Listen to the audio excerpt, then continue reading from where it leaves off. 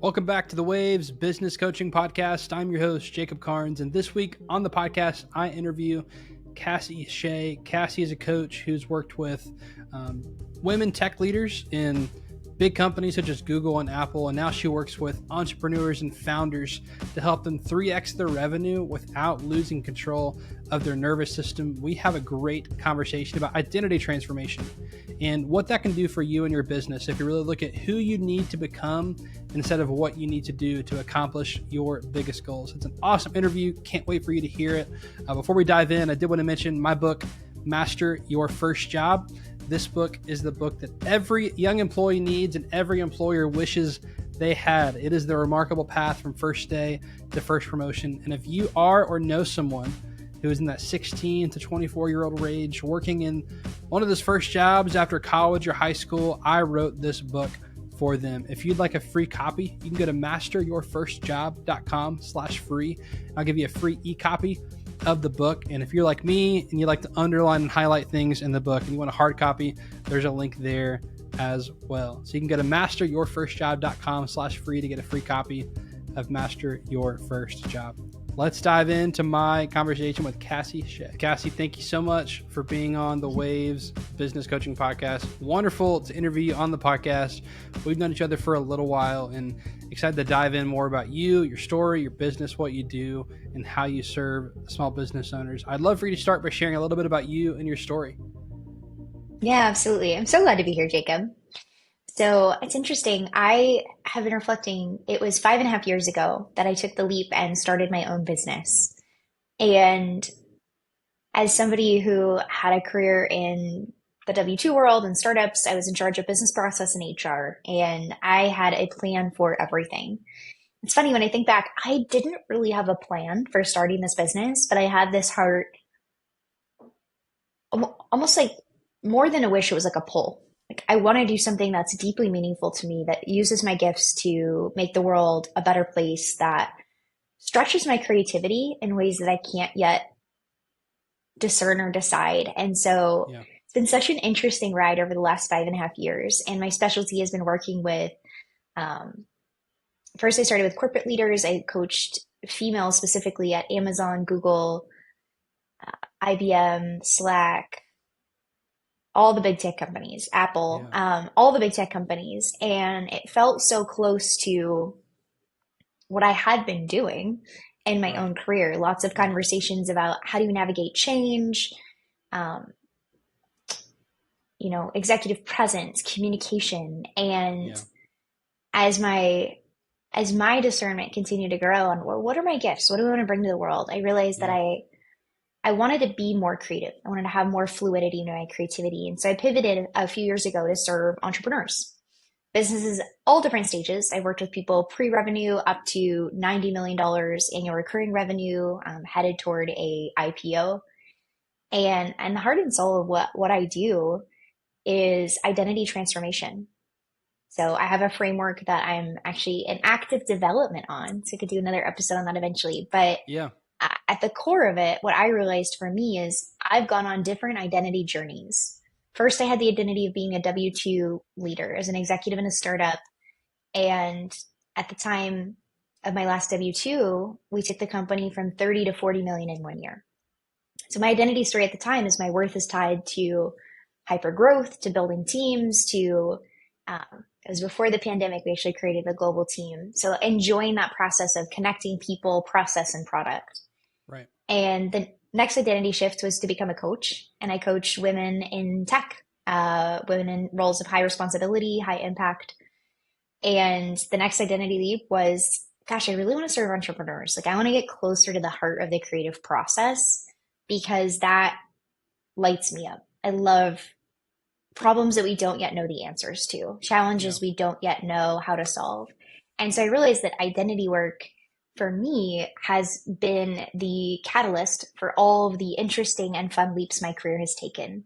And so I've developed a framework that I've taken dozens of entrepreneurs through now around this idea of if you have a big goal, first you need to get really clear on what you want and then become the person who's a match to go on that journey. And that's kind of the heart of identity transformation. So that's where I find myself now. And um, living the work and embodying the work. I feel like I'm taking like my next identity leap into formalizing the work more, understanding it, frameworking it, codifying it. And that's been a new both skill development, but also a new playground for my creativity. So that's a little bit about kind of where I started, the ways that I've gotten here, and also a preview on what's coming next.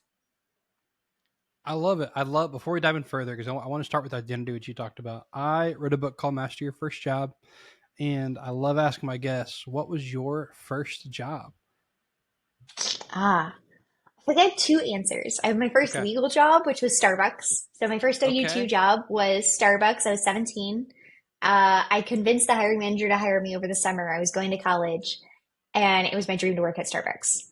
But Yeah. roll the clock back. Actually, my very first job, I was 9 years old. I was a mother's helper making $1.50 an hour. My mom would drop me off at another mom's house. She had a toddler. I was 9, he was 2. And I would make snacks and I would play with him. So his mom, who worked at home, who was there, um, could get some stuff done. And so then I actually had a whole babysitting career. I worked up to, gosh, like 14 plus dollars an hour, sometimes more. Which was big time. And that was so much Oh money. I yeah. was I was able to buy my first car. I controlled my own hours. Like it really was my first entrepreneurial adventure. And I realized as a babysitter, I could differentiate myself by doing some laundry while the kids were napping. Usually a lot of babysitters I know at the time would either do homework or watch TV. So I would do laundry and then I would look around in the fridge and I'd figure out what to make for dinner. Wow. Eventually, the people I babysat for, I was like, hey, if I gave you a grocery list, could you buy the stuff that I want to make? And so I'd have their dinner baked. So by the time they got back, their kids were washed, slept, Fed. fed, read, crafted with, and then Yep. dinner was basically on the table and ready. So I felt like I really had a premium babysitting service. I'm really proud of that, and I loved it. I loved it. I love it. I just had a podcast I recorded before yours, and we talked about just a small thing you can do in business is exceeding expectation. Like you want to win people's hearts, Mm. just exceed expectation. And yeah, you did that as a babysitter, which is awesome. I'm like, and for under $15 an hour, which I can't hire a It's babysitter wild, for right? under $15 an hour now. Um, Yeah, this and was a few years ago. you answered two questions, which is cool because usually people have like their, well, I did, I'm like, what was your first tax paying job?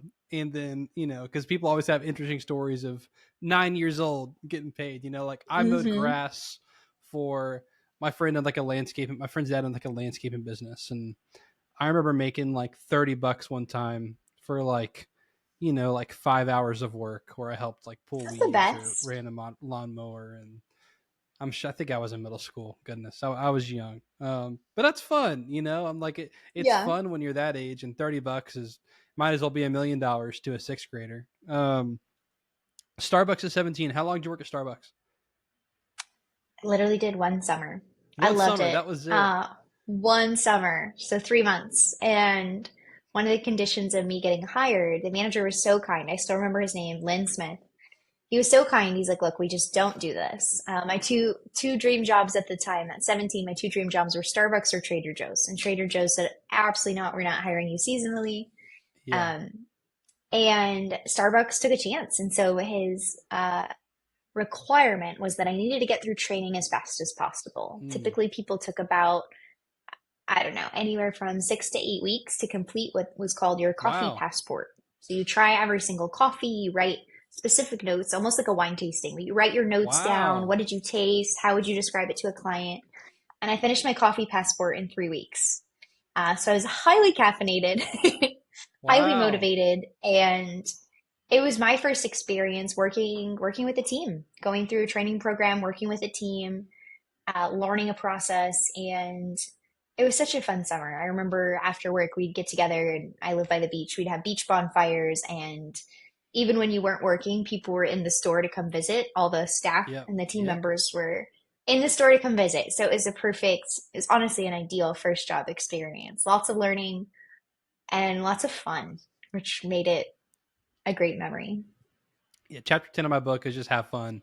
And I said it's the single most important lesson I learned at my first job. Everything you said. I mean, we didn't have Mm. beach bonfires, but we'd go 1 a.m. Waffle House here in the South. So football in the dark, plenty of just like you look back and you're like, man, that was fun. Like I was probably underpaid and overworked, but made friends, had fun, made memories, and those are the best stories now.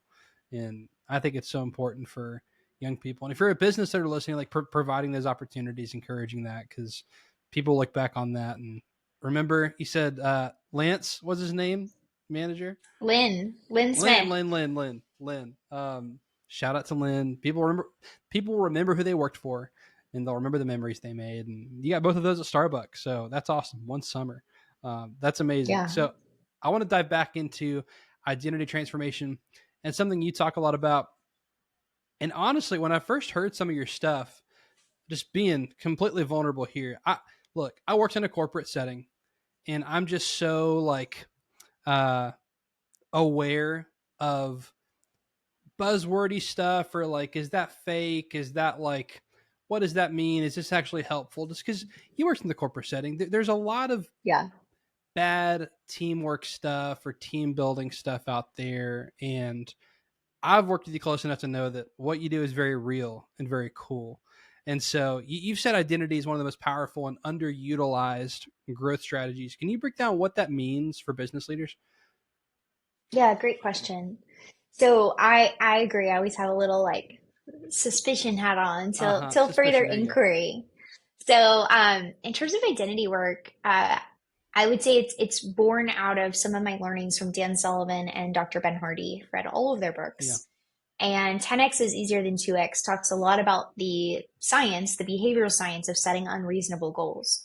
So, for example, I talked to a business owner yesterday, and she has a mastermind that she just launched. She teaches accredited female investors how to open more doors to new deals. And she's has 9 people, and her goal is to get to 100 people between now and the end of the year.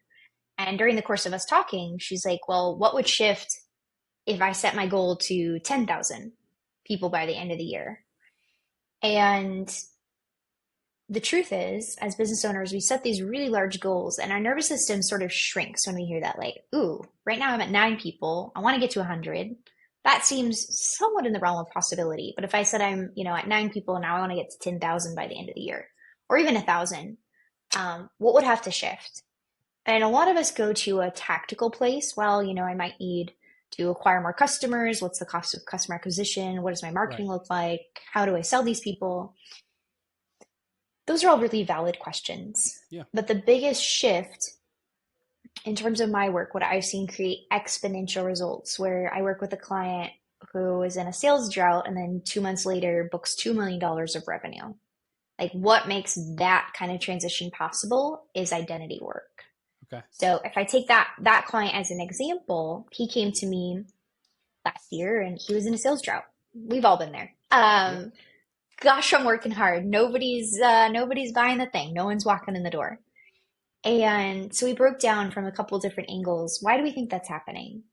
And I always have a slight detective slash maybe archaeologist hat on. Like, I want to kind of take a little fine-toothed feather through some of the details Yep. that might have gotten missed.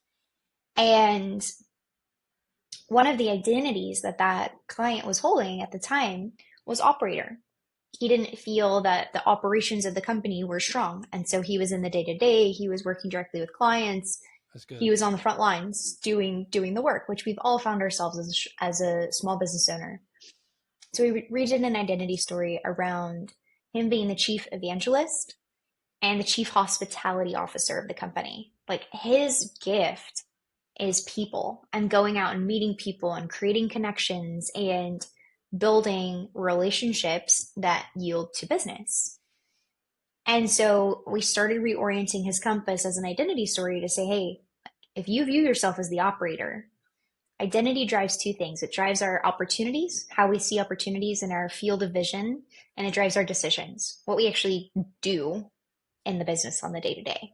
So if we want to change our stars, if we want to change the big goal on the horizon, we need to look at opportunities different. We need to make different decisions. And so once we had the evangelist mixed with the chief hospitality officer identity on, then the process is, okay, how do we operationalize that? Like, what would need to be true for you to go out and close?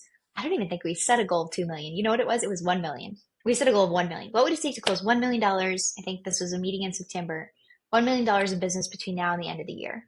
And he ended up doing 2 million by November. And so to me, that's the power of identity work is as small business owners, we wear lots of hats. We have lots of responsibilities at any given time. We're pulled in many directions. And one of the most tempting things is that we're doing the work. We're in the business. And if you take a moment to actually look at the broader view, it's not necessarily that the behavior needs to change, although it most likely will.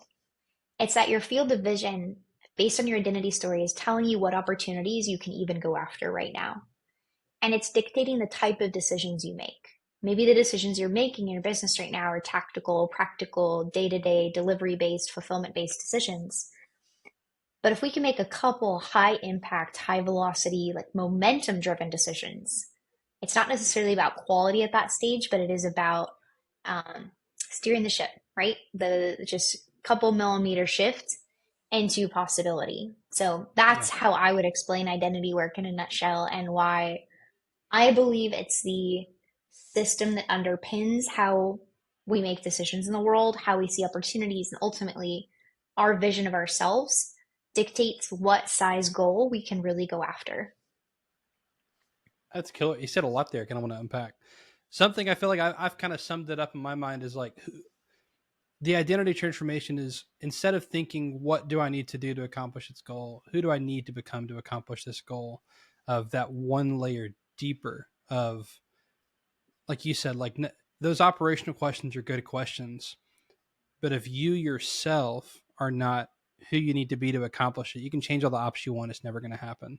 I Mm-hmm. think about when I wrote my book, I didn't work with you to go through an identity transformation, but I think I had to. I had a lot of imposter syndrome. I'm like, who's going to read my book? I've never done this Mm-hmm. before. I have no idea what I'm doing. Is anyone going to buy this? Investing a lot of time and money into this. But I think when I started thinking about like, hey, this is written for a young employee. I have been there and I've done that.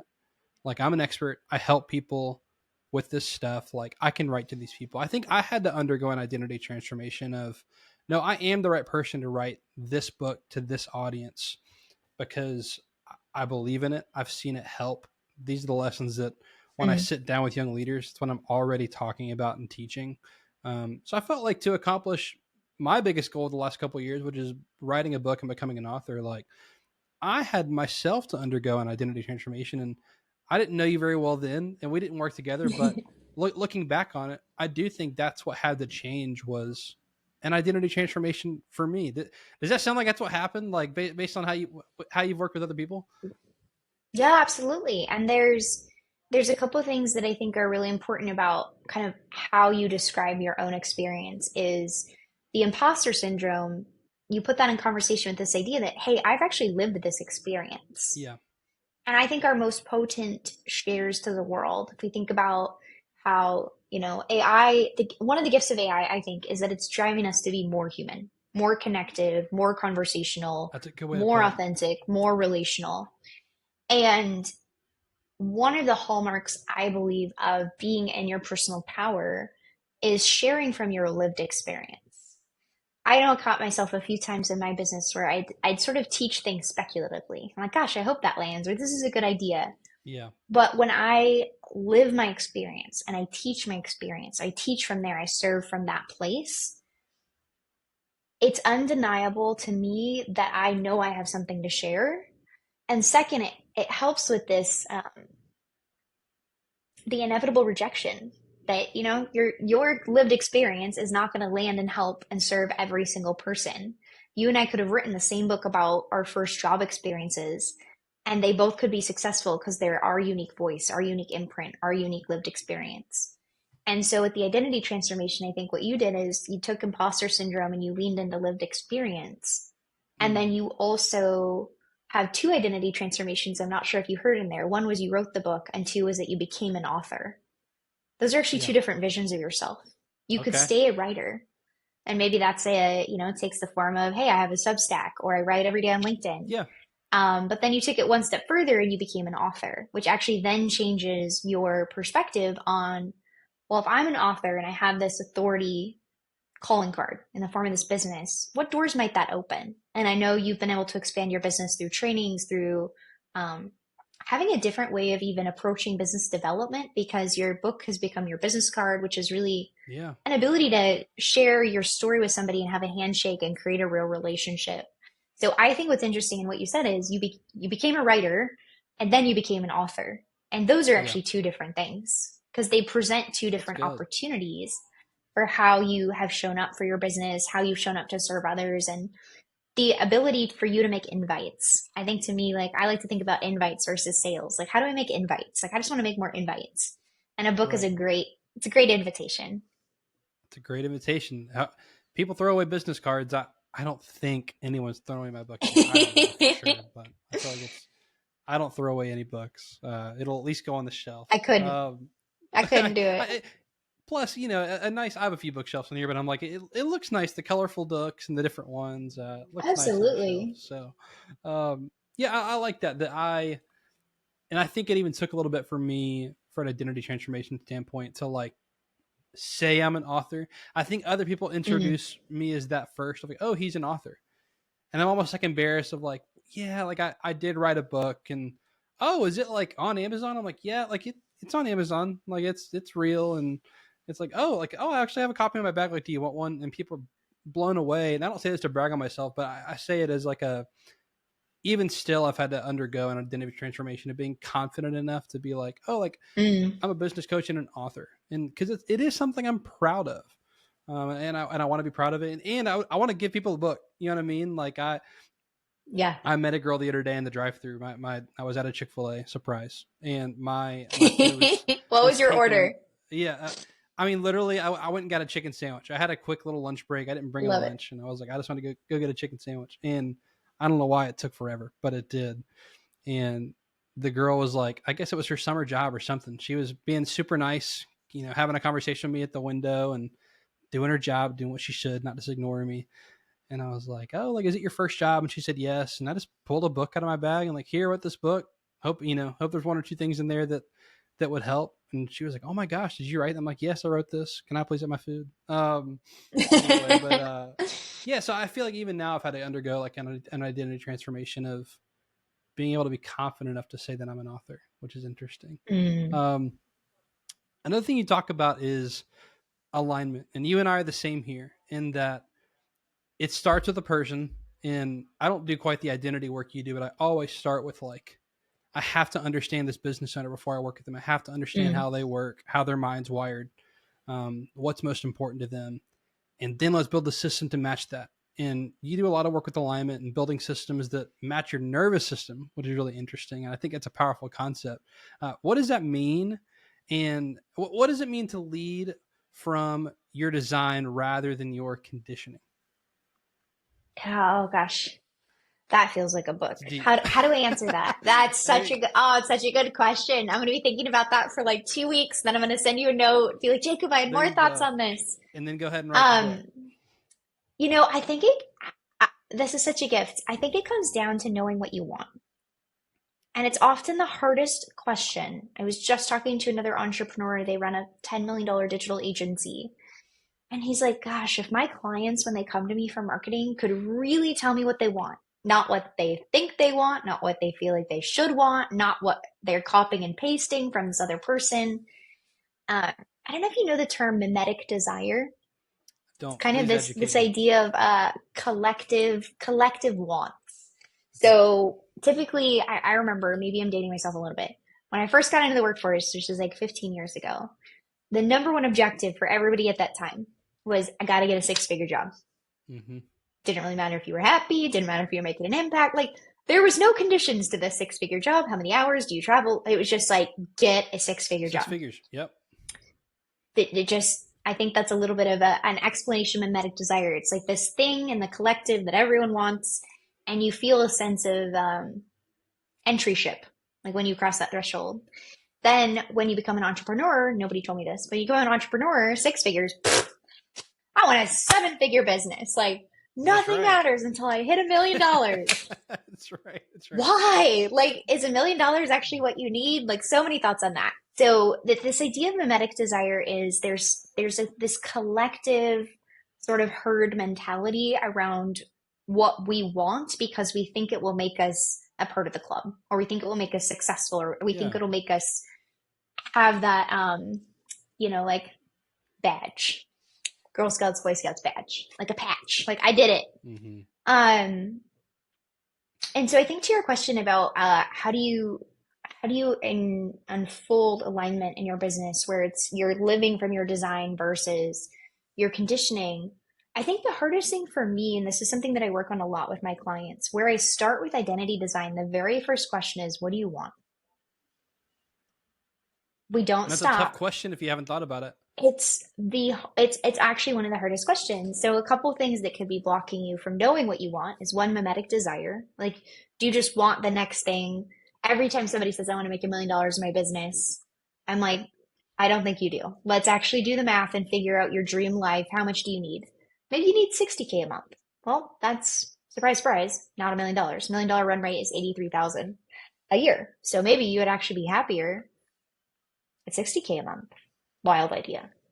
So I think first knowing what is the collective desire and how does that affect me? I think the second thing that comes up a lot is shame. And I define shame, guilt, I define as I did something bad, which is actually a good emotion to have from time to time. Like, Yeah. cues Yeah. you It's into healthy. apologies and repairs. Yeah, so it's a good metric. Healthy human But emotion. shame is when I did something bad, then you internalize that as I am bad. Yeah. And what I find with a lot of clients when we start talking about what I want, there's some layer of shame that exists that every time I have a conversation like this, there's something about I'm not allowed to have what I want. Maybe it's because another business failed, or um, a partner in a former business stole a bunch of money from them. Like, there's all these different reasons that we carry, especially as we age and collect experiences. There's so many different reasons why we could feel shame. Um, so I think getting clear on what you want once you sort of take that noise away, like knowing what you want for you, not because it's collective or popular or you're copying and pasting. I think there's something useful about copying and pasting where you're kind of starting from scratch and you don't really know. But I think copying and pasting other people's dreams, businesses, families, lifestyles, ideas is actually really, really dangerous because it skips the work of you being honest about what you want. And then I think the flip side of what you want for building from design, not conditioning, is getting clear on what your gifts are. Like, where are you uniquely gifted?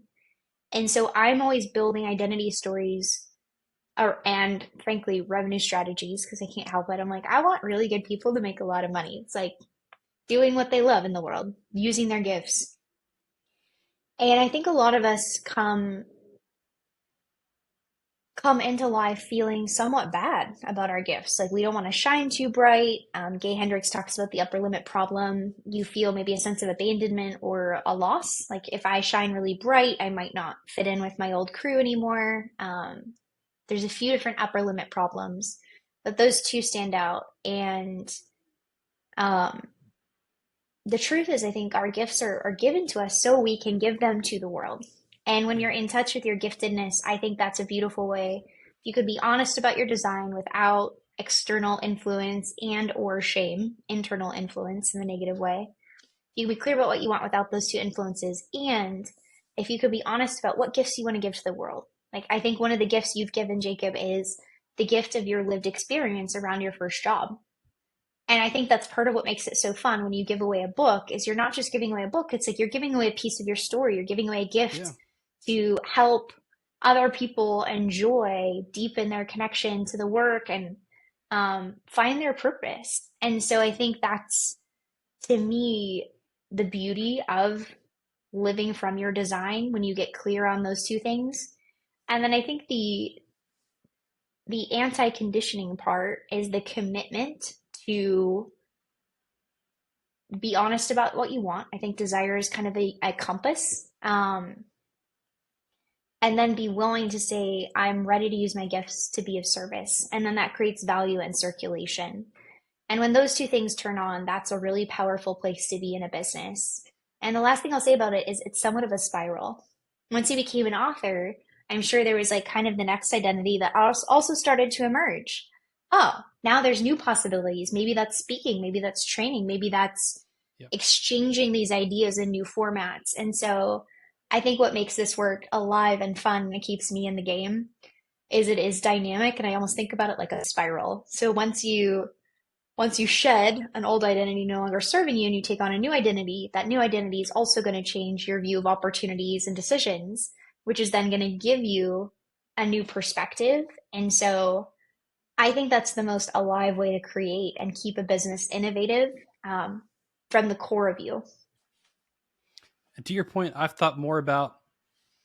gotten to do in the last couple months several workshops that are chapters from my book.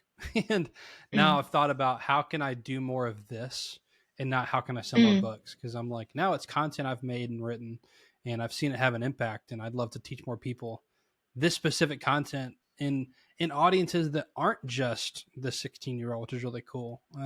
Something else you said about shame. Shame's been a big thing I've talked about recently with with my counselor actually. And the difference in guilt and shame of like uh, I failed versus I'm a failure. I think about, mm. have you seen Inside Out 2, the great classic Disney Yes, Pixar yes, film? yes, yes. I'll say this, they work with like psychologists and therapists and like experts in the field to get this right. But you see this in that movie where, anxiety is trying to build her a new identity in the movie and like this belief Hmm. system. And she's all proud of it. And then it comes up with, I'm not good enough. It's like, and anxiety says, what? Like that was the identity she had built for Riley. And it's really powerful. We tell our daughter, like, well, she loves that movie. Toddlers, they want to watch one movie over and over again. Inside Out 2 has been our movie recently. Um, and Interesting. I love that anytime, movie. oh, it's adults, please watch these movies. They did such a good job showing what these emotions And start do with to your Inside Out brain. 1. I cried like a Yes, baby. yeah, Oh, so good. it's unbelievable. But we tell our daughter like, hey, like we'll say that's not true, Riley. That's an Mm, untrue statement. It's like, hey, I was a bad friend is different than like I'm not good enough. You know what I mean? Like that's yeah. that deeper identity, like just mishap. I think the movie does such a good job. When you were talking about that, I was like, I have to mention Inside Out. Those movies are so good for anyone to watch, and showing human emotion. You talked about growth and something I wanted to ask. I think it's probably my last question. What if someone's in a business and things are going well? Like the business is healthy. I'll even say like profit is high, team is happy. Hmm. Maybe you're not even overworked. It's just like, hey, I'm working 40 hours a week. Like I'm home for dinner every night. I can take vacation with my family. But like for some reason, I just feel this internal pressure to either go further or I'm unhappy as a business leader. But from the outset, everyone would look and say, things are growing great. You must be so proud. Like, did they like what's needed there? Is there realignment? Is there a question you would ask? And does it go back to this idea of I would guess it goes back to this idea of identity because somewhere at the core there's something wrong with them being unhappy, despite the business maybe being really successful. Oof. That hits because I think we've all been at some level of this on one side of the conversation, whether that was us, that was somebody we were holding space for to talk to. I do hear a lot of guilt if somebody comes to me with a question like that. Like, I should be happier. There's a lot of Right. shoulding. I Right. should be happier. I should Yeah. enjoy this more. I worked so hard. Why isn't this happy? Um, I think a couple things. I think there's an opportunity for growth where we explore the idea of external conditions don't actually make us happy. Yeah. You mentioned chatting with your counselor. I have been going to therapy twice a week for the last year because there were some really tough, I made such a bad business decision and it blew up royally. Cost me $60,000 plus some relationships I really cared about lost, betrayal. Like it was just a horrible situation. Yeah. And I realized for me as a business owner, my business also ended up skyrocketing and taking off. So from the outside, my friends are like, wow, you're getting paid to fly around and coach clients and you go to fancy Yeah. hotels for dinner with your clients. You have the life. And Mm-hmm. on the inside, I was really depressed and anxious. Speaking of inside out. And so one thing I would say is I believe the best coaching actually pairs with therapy. So we can talk to that part of us that's not enough. Yeah. Every high achiever I've ever met in my life has some story of I'm not enough. And a lot of us have used that story to build the business, to build the thing, to build the fancy home and the whatever we have that helps try to fill that void of I'm not enough. But the truth is that none of these external things, even as successful as the business might be, won't fill that heart void. And so I would say two things to a person if they came to me in that situation. One is, I love you. And the most important thing that I've done for me is actually go to therapy. Therapy is different than Yeah, coaching. it I is. believe therapy is energy looking backwards and looking at our internal emotions. Coaching for me is all about casting vision of the future. If you pair those two things together in the present, you heal your past, you imagine a different future, that's powerful. The second thing I would say is if you're sensing that you're unhappy, everything's good on paper. I would actually encourage you to get into your right brain. What are the creative outlets that you loved as a child that you've put down because they're too serious? They're nonsense. Um, for the last year, I've really built my business bigger, stronger, faster. Like I wouldn't say it was hustling, but I've definitely put all of my focus and energy there because I needed to hit some really big financial goals and get out of that aforementioned business mess. And so, what I've been feeling for me personally is almost an existential emptiness because I hit this huge goal in May. I Yeah. paid off all of that bad business debt. It actually ended up being even higher. It was $103,000. And I paid off all Goodness of that debt gracious. within 7 months. And I was hit this really empty existential point of like, huh, now what? Like nothing really was interesting to me. I was doing the things right in front of me, like working my business. I wouldn't say any of it was making me happy. It just felt like what I needed to be doing. And so Right, I took a right. step back and asked myself, like, well, when were the moments where my creativity was ignited or I was just doing things for fun? And so I booked a horseback riding lesson coming up here in the next couple weeks because I just love being on horses. I jumped in the ocean this morning at 7 a.m., 61 degrees, no wetsuit, because that makes me happy, being out in nature, being with friends. So I would say part of the work is not doing the work, but igniting your creativity. Our left brain, to your point, inside out, our left brain runs the anxiety spiral and it runs that story of I'm not enough and it keeps us productive. There's something really utilitarian and good about it. But the right brain is where our creativity lives. And if we Yep. can drive toward alignment, which is accessing those two sides of us, that can give us a lot of power to look at the misalignments and then have some new ideas on where we can go from there. I love that. There's an author I enjoy.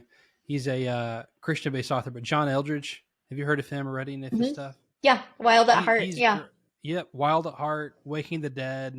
He just talks a lot about this idea of like what makes your heart come alive, and both Mm, from a spiritual and a real standpoint of just like, and that's a question I've answered for myself is like, what does make my heart come alive? And I have prioritized that in my life. And going back to kind of what we talked about at the beginning and kind of bringing it full circle, an exercise I do with business owners is just almost like you want to find out where to live in your business and life. Here's your two like guardrails for the road. Is like, what do you need? And what do you want? Is like, okay, you can mm, want all the stuff you want, but you need to put food on the table for your family, right? Like you need to make your yep. mortgage payment. So what do you need to do to make money to cover all your needs? And what do you want? Like, let's live on this road between what you need and what you want. And I really tried to align my life and help other business owners to align their life that way of, are you getting what you need? And can you live on this road where you actually get what you want to? And kind of to your point, like it probably sounds dumb to some people, but it's not dumb to me. I love college football. And I've had a college football podcast for 6 years. And some people might be like, it's dumb at sports, but it's not dumb to me. You know what I mean? And I'm so glad that I have like I my don't think wife anyone supports that loves that. college sports thinks it's dumb, by the way. Right. That's its own fan Exactly. club. Exactly. And I'm so glad I have a wife that supports this of like, I told her early on when we met, like, hey, you may not understand this, but it's really important to me. And like, I really enjoy this. Mm, And if I can have these Saturdays where honestly, I can watch like 15 games. Like, I really want to do that. And it's 12 Saturdays a year, and it might sound silly, but like, I really like this. And she's like, awesome. That sounds fun. Like, that's, and there's stuff that she loves Mm. that I'm like, I don't get it. And there's, you know, you mentioned the ocean. She loves the beach. I have no desire to go get in the ocean every morning. But you loving that is awesome. And like, hey, you can build your week around that, like doing it once a week. And in the fall, I build my week around like I'm still being a good dad. Please don't judge. But again, like when life allows, the whole need and want, right? Need to take care of my Mm. kids and be a good husband. Want to watch college football? Can we do both? Yes, we can. And we've built our fall Yes. schedule around that. It's a silly example, but I think like building your business and life around those two things, and again, like becoming the person you need to be to do that. Going back to identity, like dealing with shame, which I think is so important. That's been, I kid you not, with my therapist, that's been the word of our year so far, is shame, as we've Mm. uncovered stuff. And this leading to growth, and growth being not just external conditions, but also like internally. Are you growing as a person? Are you being fulfilled? I think is so important. And I love what you said. I've told the same thing to people I work with, is like, therapy's been probably the best decision I made for my business this year. And Yeah. I'll be vulnerable enough to say that was a business decision. Not really, it was a personal decision, but I feel so much better showing up at home and at work because of the stuff I'm dealing with myself, which has been so great. Cassie, if there's one takeaway people could have from our time together in our conversation, what would it be? Yeah. Jacob, what a pleasure. I've also gotten indoctrinated into college football recently, and I it's love pretty it. fun. I'm catching the vision. So Passionate. one thing to, yeah, exactly. It's all in. It's so fun. Oh Um, yeah. One thing to take away is I love, well, I guess two things because I can't help myself. Give me two. One, I love Yep. this conversation about shame, and for everyone listening, finding a safe place to unpack that story of I'm not enough. Because I venture to say every single person I've ever worked with who's a high achiever, both in corporate and entrepreneurs, is building from that place. And if Right. you address that, I'm curious, like what's possible if you build from a place of I am enough. I know what my gifts are and I'm here to share them. That's a really powerful shift. So that would be number one. And number two is a permission slip, if I might. Permission slip to want what you want. I love that exercise of your guardrails. What do I Oh, need and what do I want? And I think a lot of us know inherently what we need, but we feel shy about saying what we want. And so, permission slip for you to want what you want without justification. It's a direct quote from Dan Sullivan, who runs Strategic Coach and is one of the arguably best business coaches in the world. yep. Want what you want without justification. Desire, I believe, is a divine compass into curiosity about where our path might take us next. So allow your desires to be there, to flourish, and ask like what good of that can come both for you and for how you want to share that with the world. When it was you or Dustin Reekman that recommended those books to me. I never read any of them. And I think I ripped through the trilogy in like a 3 week span or something like that, of like Who Not How, Gap in the Game, Mm-hmm. and 10X is better than 2X. And one of the main, like, I try to take notes, especially with business and leadership books, of let me have at least some takeaways. So it's not just I read the book and it's on the shelf. But one of the things I had written down and underlined was don't apologize for your wants, and that Yeah. wanting something is okay, and you don't have to justify it, like you said from the book, as long as you're willing to work to get there. And like, hey, if you want to go to Disney 6 times a year, that's awesome. Now, who do you need to become? What do you need to do to get there, right? Yep. Um, Yeah. and are you doing your needs, right? Are you still showing up and being who you need to Yes. be? But yeah, don't apologize for your wants. That just like unlocks something for me of like, oh yeah, like I don't need to justify. It's okay. I can want stuff, and that be good enough to just want something, because everyone wants something. I Yeah. think that's really good, Cassie. Cassie, where can people connect with you, work with you, if they want to learn more? Yeah, Jacob, thanks so much. This is so fun. LinkedIn is where I normally hang out. Coaching.cassieshea.com. We'll have that in the show notes. And then I'm also going to give in the show notes a worksheet that I've developed that takes you through this idea of wanting what you want. So looking at your desire, I love that. what do you want? Deserving, do you feel allowed to have it? And then decisions, like what are you going to do about it? So I'm going to gift that to this audience. Jacob, it's been such a pleasure, and I look forward to many more conversations to come. And I'll have that link in the show notes, and I'm going to fill it out as well. So I'll encourage everyone else to do the same. Cassie, thank you so much for being on. Really appreciate your time. Such a pleasure. Have a great rest of your day. Thank you. Thanks to everyone for watching and listening to this episode of the Waves Business Coaching Podcast. Take care.